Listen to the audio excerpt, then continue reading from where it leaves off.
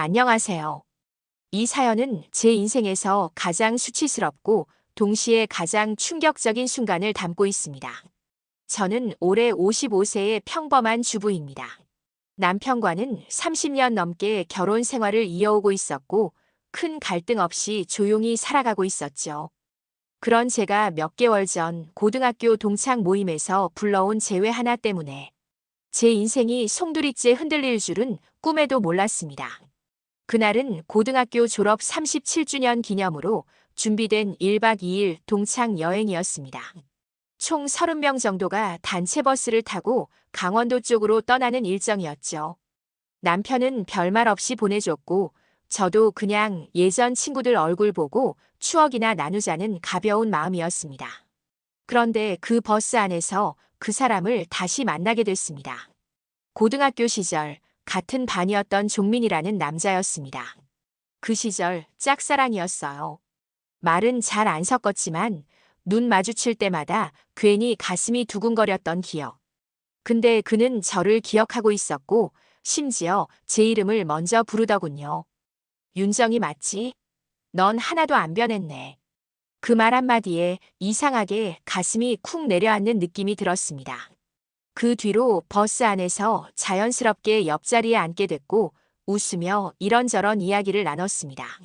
서로의 삶, 자녀 이야기, 그동안의 세월. 그런데 대화가 길어질수록 이상한 온도가 감돌기 시작했어요. 그의 말투엔 분명 관심이 묻어 있었고 그 눈빛은 한때 나를 스쳐갔던 그 고등학생 소년의 눈빛과는 전혀 다른 더 짙고 더 탐색적인 성인의 눈빛이었습니다. 그땐 왜 그렇게 조용했어? 말 걸면 내가 얼굴 붉히는 게 너무 귀여웠는데. 지금도 그때처럼 수줍어하네. 그게 참 너만의 매력 같아. 농담처럼 던지는 말 한마디에 저도 모르게 웃음이 나왔고 그 순간 그의 손이 제 손등을 스치듯 닿았습니다. 그저 우연이라고 넘기기엔 손끝에 남은 온기가 이상하게 오래 남더군요. 휴게소에 들렀다가 다시 버스에 올라탔을 땐 일부러 저를 기다린 듯 자리 옆을 비워놨습니다. 혼자 앉기 심심하잖아. 같이 앉자. 그렇게 말하며 허리까지 살짝 감싸한 듯 도와주는 손길에 저는 몸이 굳었습니다. 버스 안은 조용했고 창밖으로 저녁 노을이 지고 있었어요. 그 사람은 조용히 제게 귓속말을 하듯 말했죠. 윤정아, 나 너 다시 만나니까 자꾸 옛 생각이 난다.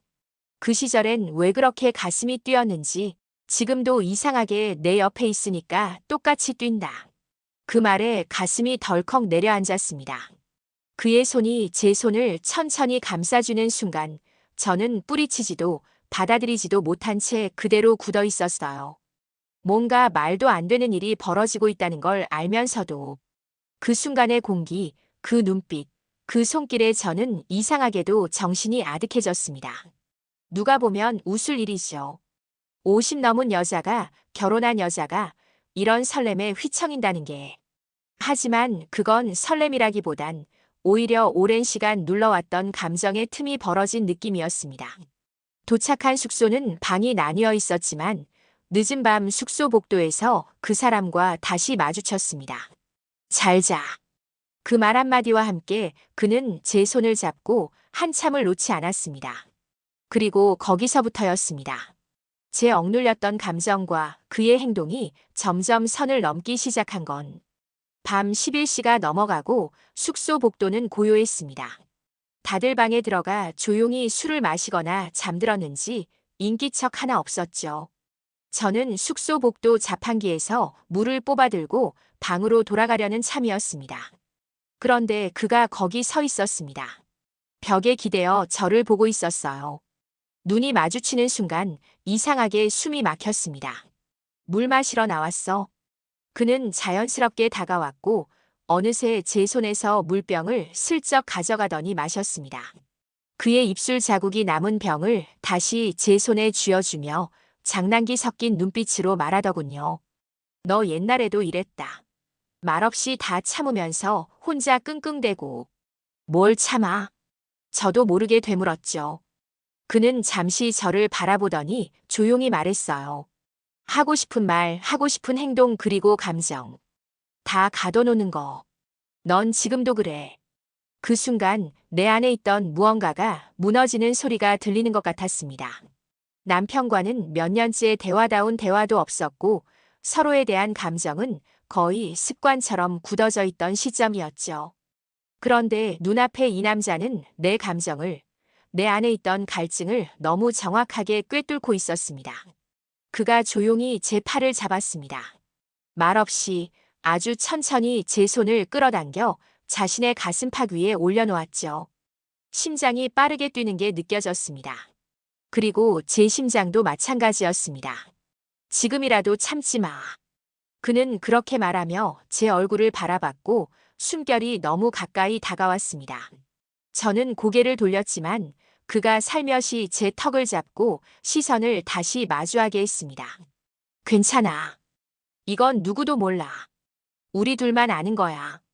그 말과 함께 그의 손이 제 어깨를 감싸며 부드럽게 등을 쓸었습니다. 나는 아무 말도 하지 못한 채 그 손길을 느끼고만 있었습니다. 한참 동안 아무도 말하지 않았어요. 고요한 복도, 낮게 숨쉬는 소리만 들리는 그 공간에서 우리는 선을 넘기 직전의 경계 위에 있었습니다. 그리고 그가 한 발 더 다가오더니 제 귀에 속삭였습니다. 내가 원하면 멈출게. 근데 넌 지금 나처럼 원하고 있는 거잖아. 그 말이 끝나기도 전에 그의 입술이 살짝 제 귓불에 닿았습니다. 전 온몸이 얼어붙은 듯 떨렸습니다.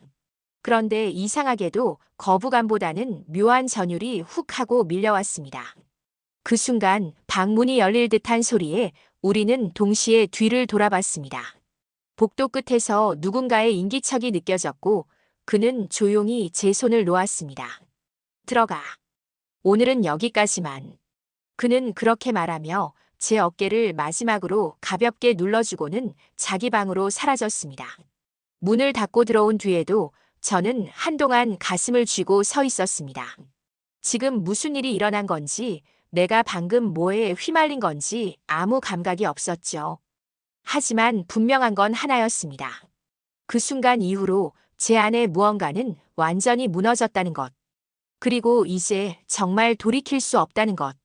다음 날 아침 버스에 올라탔을 때 그 사람은 다시 제 옆에 앉았습니다.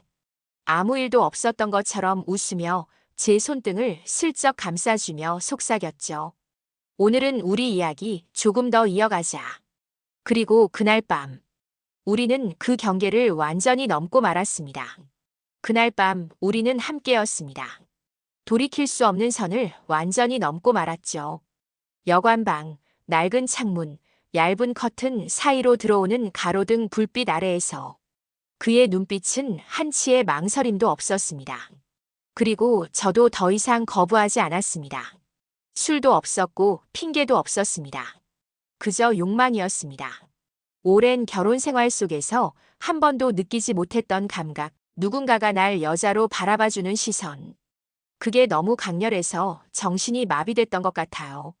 그의 손은 천천히 조심스럽게 내 몸을 더듬었습니다. 처음엔 망설이다가 점점 탐욕스럽게 바뀌어갔죠.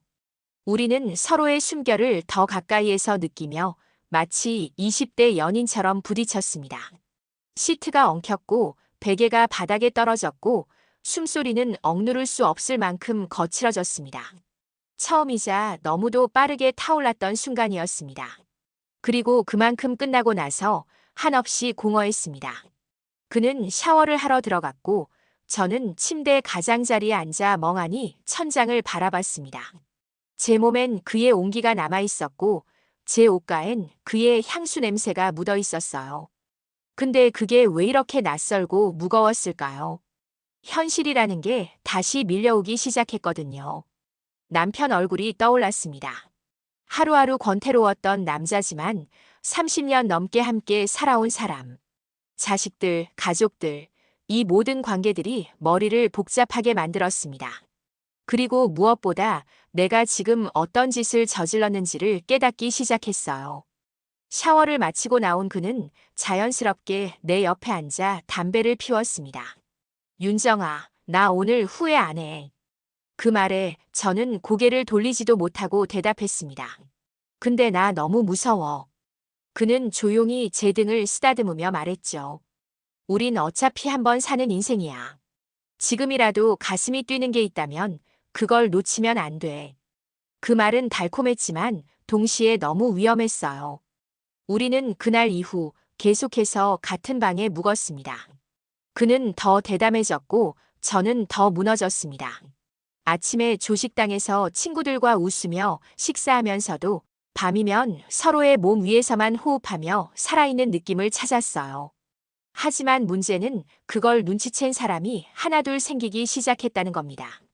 야, 너네 좀 이상하다? 아니, 윤정이랑 종민이 밤마다 같이 있는 거 아니야? 한 여자 동창이 술자리에서 이렇게 말을 꺼냈고 모두가 애써 웃으며 넘겼지만 분명한 낌새는 퍼지고 있었습니다. 그때부터 조심하자는 얘기도 나왔지만 그 사람은 오히려 더 과감해졌어요. 버스 안에서도 다리 위에 살짝 손을 올려놓는다든가 화장실 다녀올 때 일부러 제 어깨를 툭 건드리며 지나간다든가 그 작은 스킨십 하나하나가 묘하게 짜릿했고 누군가 볼 수도 있다는 그 아슬아슬함이 오히려 더 자극적으로 다가왔습니다. 그렇지만 그 자극의 끝에는 늘 무서운 죄책감이 있었습니다. 여행이 끝나갈 무렵 그는 제게 물었습니다. 이제 서울 가면 어떻게 할 거야? 저는 아무 대답도 하지 못했습니다. 이 관계를 계속할 수도 그렇다고 그만둘 수도 없었어요. 이건 불장난이 아니었습니다. 이미 불 속으로 뛰어든 거였죠. 그 순간 제 핸드폰에 남편에게서 문자가 왔습니다. 잘 놀고 있어. 밥은 챙겨 먹고 다녀. 그 짧은 한 줄에 갑자기 눈물이 쏟아졌습니다. 나는 지금 어디까지 와버린 걸까? 그리고 어디까지 더 망가질 수 있을까? 여행은 끝났습니다. 하지만 우리 둘 사이의 일은 전혀 끝나지 않았습니다. 서울로 돌아오는 버스 안, 그는 끝까지 제 옆자리를 지켰습니다. 동창들 몇몇은 눈치를 챘는지 의미심장한 눈빛을 보내기도 했지만 그 순간만큼은 그런 시선도 아무 의미가 없었어요. 그와 함께 있는 그 시간이 아직도 제 안에서 꿈처럼 흐르고 있었으니까요. 집에 도착했을 때 남편이 마중 나와 있었습니다. 평소답지 않게 짐도 들어주고 웃으면서 말하더군요. 피곤하지? 고생했어. 친구들 다 잘 있었대? 저는 애써 웃으며 대답했어요. 응, 다들 잘 지냈어. 그냥 옛날 얘기나 좀 하다 왔지 뭐. 그런데 그 순간부터 제 일상이 이상해졌습니다. 아무 일도 없는 척, 아무 감정도 없는 척 살아가는 게 너무 힘들어졌어요. 남편이 밥을 차려달라고 말하는 것도, TV 보면서 웃는 것도 모든 게 마치 다른 세계의 일처럼 멀게 느껴졌어요. 그와의 기억은 계속 머릿속에 떠올랐습니다. 버스 안에서, 복도에서, 침대 위에서. 그의 손길과 숨결이 자꾸만 스멀스멀 다시 느껴지는 것 같았어요. 심지어 꿈에서도 나왔습니다. 눈을 떴을 때 남편이 제 옆에서 숨을 고르고 자고 있는 모습이 너무 낯설더군요. 그런데 더 충격적인 건 그 사람, 종민 씨가 먼저 연락을 해왔다는 거였습니다. 여행 다음 날 아침, 아주 태연하게 문자가 도착했어요. 잘 들어갔지? 어제 솔직히 말해, 난 아직도 너 손끝이 그리워. 정신이 번쩍 들었지만 이상하게도 손이 저절로 답장을 쓰고 있었습니다. 나도 계속 생각났어. 우리 이게 마지막은 아닌 거지? 그는 바로 답장을 보냈습니다. 그럴 리가. 이번 주 금요일 시간 돼? 너 있는 쪽 근처에 괜찮은 모텔 알아뒀어. 그때부터였어요. 제 몸이, 제 마음이 두 세계를 왔다 갔다 하기 시작한 건. 금요일 저는 핑계를 댔습니다. 친구가 이혼 상담 때문에 만나자고 해서 나 좀 나갔다 올게. 남편은 아무 의심 없이 다녀와라고 말했고 저는 그렇게 다른 남자의 품으로 향했습니다.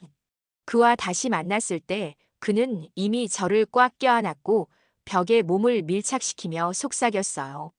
미쳤다. 넌 여전히 날 미치게 해. 그날 우리는 아무 대화도 필요 없었습니다. 서로의 몸에 손을 댔고 입을 막으며 터져나오는 숨소리를 억눌렀습니다. 누가 우리를 볼 수도 있다는 불안감이 오히려 더 짜릿함으로 다가왔어요. 그의 손이 다시 내 허리를 휘감고 입술이 목선을 훑을 때마다 나는 점점 더 깊이 무너져 갔습니다. 그리고 그 이후부터 우리는 일주일에 한 번씩 만났습니다. 호텔, 모텔, 주차장.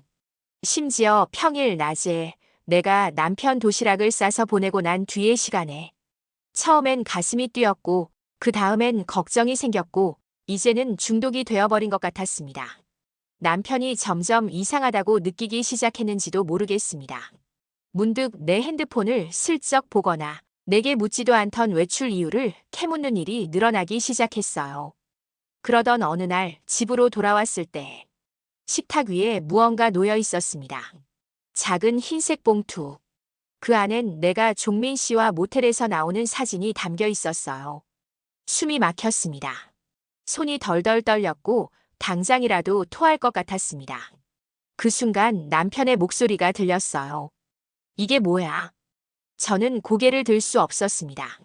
모든 게 시작되고 말았던 거예요. 이제는 둘 중 하나를 선택해야 할 순간이 다가오고 있었습니다. 가정을 지킬 것인지 아니면 그 사람과의 불타는 욕망을 택할 것인지.